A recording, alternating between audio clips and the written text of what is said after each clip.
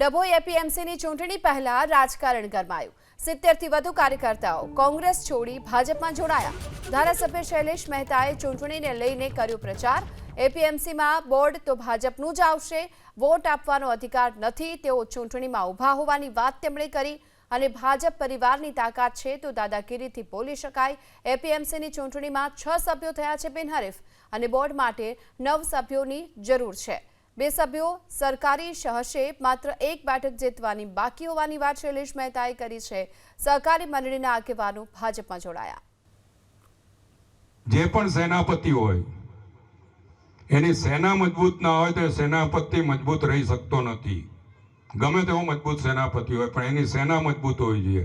આ તમે બધા બેઠા છો એ અમારી સેના છો, તમારી તાકાત પર જ આટલી દાદાગીરીથી બોલીએ છે।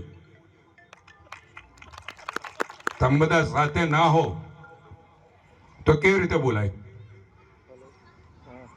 અત્યારે પેલી સાવરણાવાલા આવે છે, જોર જોરથી બોલે છે, પણ એમની પાસે સેના જ નથી।